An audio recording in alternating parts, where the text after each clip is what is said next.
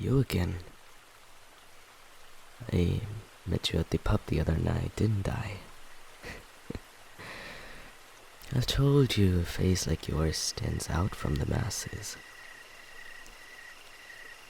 Did you come to watch the meteor shower? I see. I can leave if you prefer being alone up here.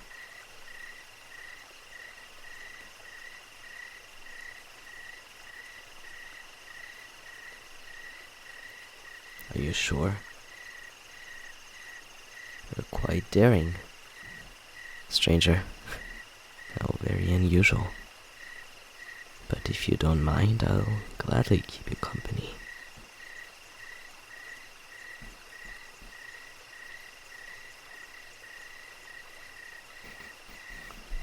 Normally this place is fairly quiet.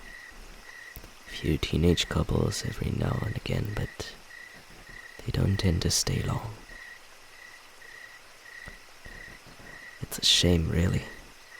Such a stunning view of the night sky is rare these days. Light pollution swallowed most of that beauty a while ago. Still, the stars are mesmerizing from up here, aren't they?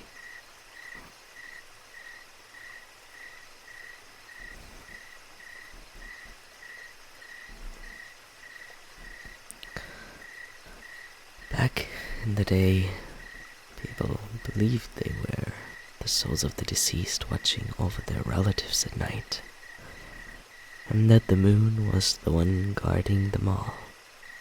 The shooting star would be a soul passing from life to death, or the other way around. That belief has held up for a long time and can still be found in some modern religions. Fascinating, isn't it?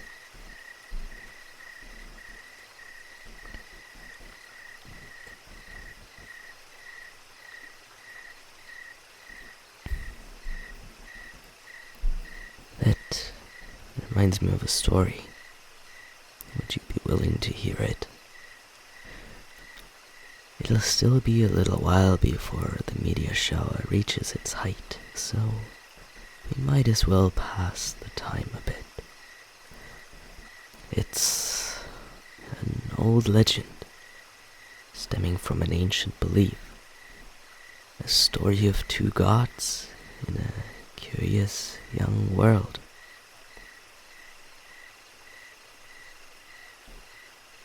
Well, it goes like this.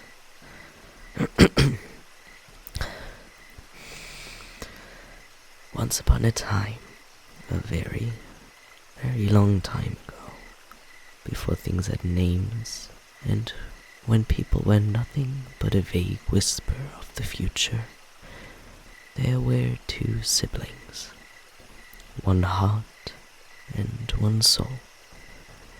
Twins, you would call them. Twins, you would have called them, had they been born to a mother of flesh. But the universe had birthed them, raised them alongside what would eventually become the first humans. And so they watched the earth, one during the day, the other at night. They were the sun and the moon, the brightest lights that fall upon the only populated planet at the time, the only planet that mattered to them. It was said that the sky was their home. A broad universe could have been explored, but they chose to stay. They deemed that the people in the world needed their light. Long ago, they had frolicked through the galaxies, chasing one another. But they had since grown and matured, starting to take their tasks more seriously. And once the first forefather of humankind stood upright, Their rhythm had steadied. Days and nights had become reliable, and slowly the brothers grew apart, only getting to see one another at rare occasions, such as solar eclipses, and whenever the moon would grow lonely and visit the sky during the day. I'm sure you have seen it before. But they were always close at heart. They loved one another, cared deeply about their bond, about their people. One heart, one soul, intertwined, pulsing in unison.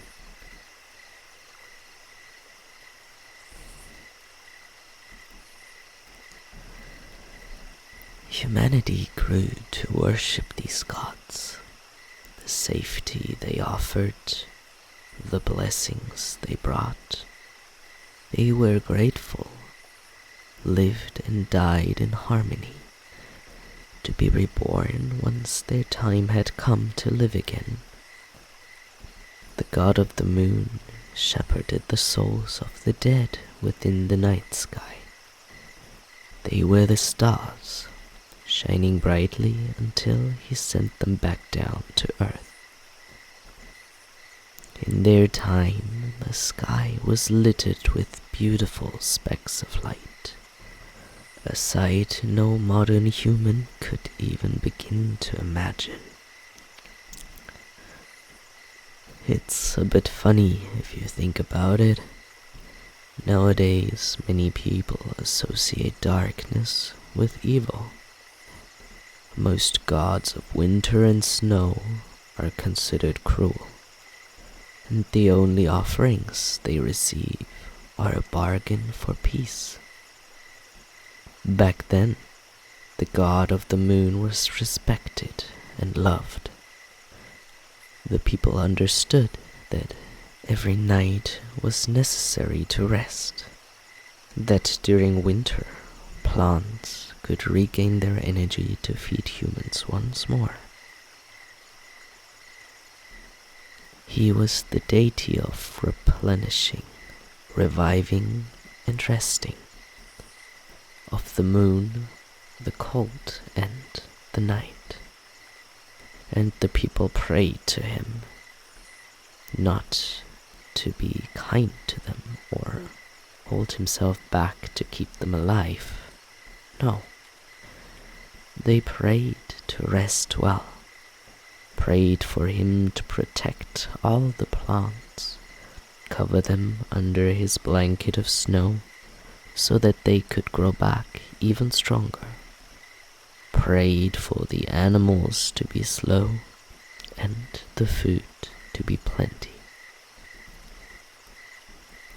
He was the god of death as well as revival. They prayed for him to guide the deceased to safety, so that they may rest and come back wiser, better, and stronger than before. Every death, every grave, every nightfall was a celebration in his name.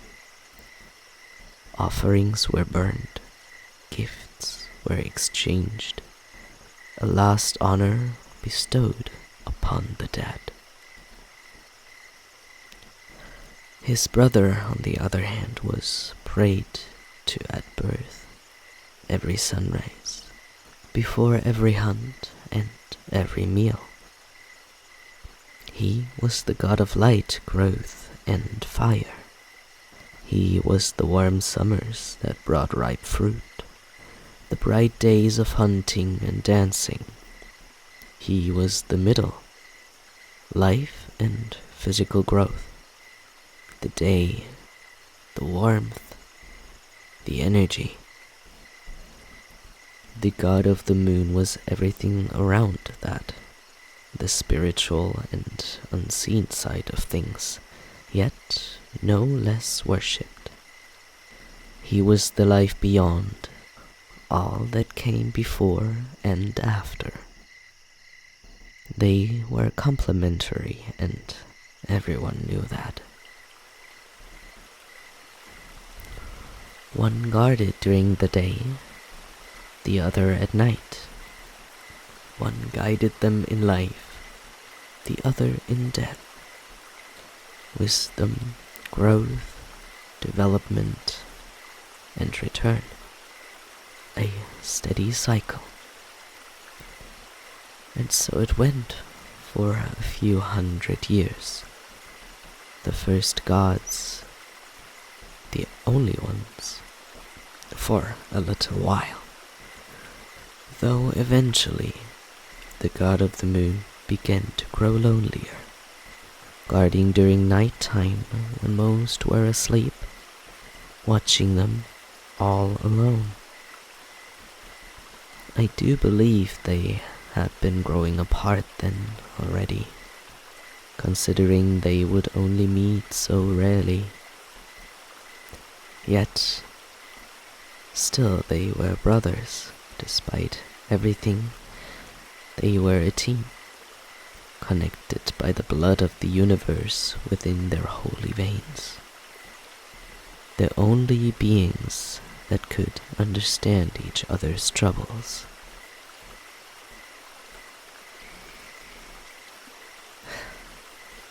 But it went as it had to, as most other religions have. They too came to an end, eventually. A new group of people had moved onto their native lands and brought different, newer gods with them, much more radical. They captured the siblings' followers and gave them a single choice: convert or die. For they believed in gods of war, blood, and brutality. And so, the brothers had to watch as their loyal people were slaughtered, one by one. Watch the last bit of faith fall from their own over the years. They were unable to interfere to save their people. The gods tried to fight it, but even they could only do so much. Both of them were filled with horror. They didn't know what would happen next. The brother of the moon refused to leave their lost believers behind. But I think the brother of the sun was scared, worried they would disappear. And so he left, while the moon stayed behind, watching over the last few that had faith. The brother of the sun then decided to build himself a new life, a new identity. And as the last few sparks of hope died, the god of the moon fell to the earth, found himself in a human body. Though that alone wouldn't have been an issue for him. He could have lived and died upon the people he once loved, despite their lack of belief in him. But as time passed, the god did not age. He could not die.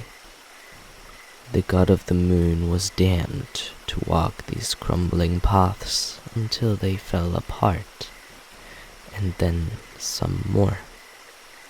Watch societies rise and fall around him, experience every pain of the world without ever feeling relief. And for what? To learn, to repent, to suffer. He could not understand what he had done to their mother universe to deserve such torment.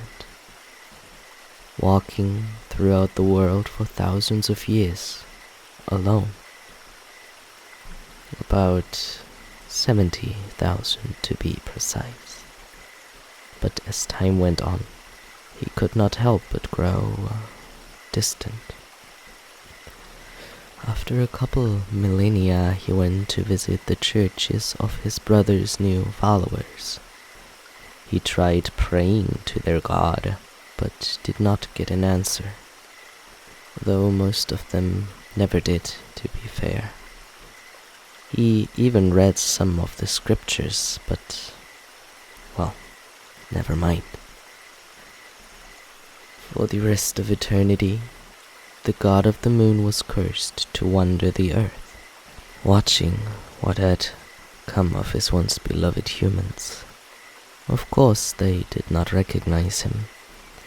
He was but another stranger to them, and despite so desperately wanting to, he never felt the presence of his brother again either.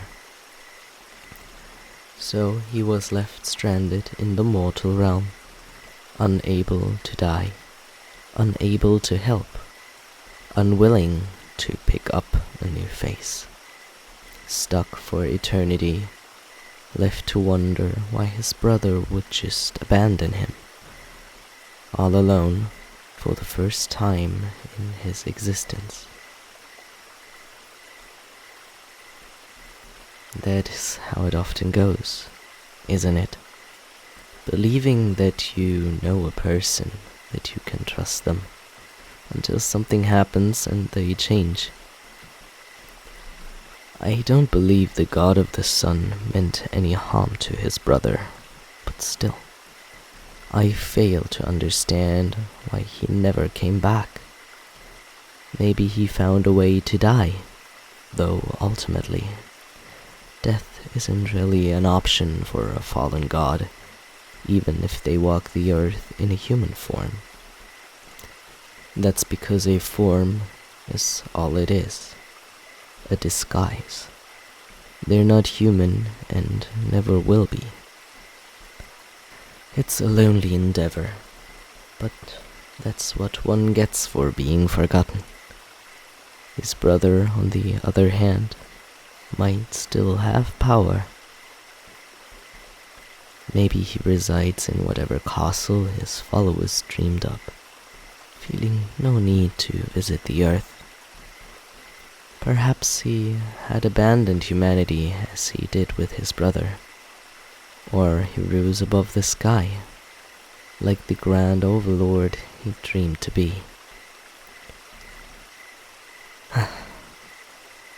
They had once loved one another so deeply.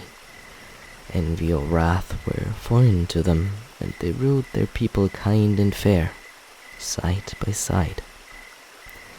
That was until the day the brother of the sun felt abandoned and became somebody else, chose a new name, and decided to regain the favor of humans after he had been disregarded.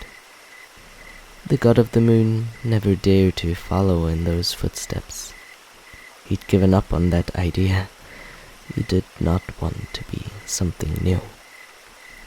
He only yearned to be himself by his brother's side once more, helping people, answering prayers, receiving offerings, and granting blessings.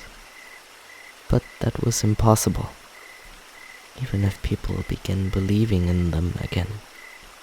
Things had changed. What had been done could not be undone.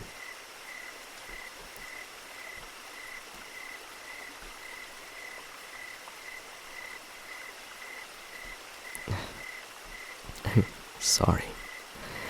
That story always gets me rambling a bit. But so far, nobody's ever bothered to listen. Thank you, stranger. There definitely is something special about you. Never lose that spark. Hold on to it and don't let anyone take it from you. Oh, look. The meteors. It's starting.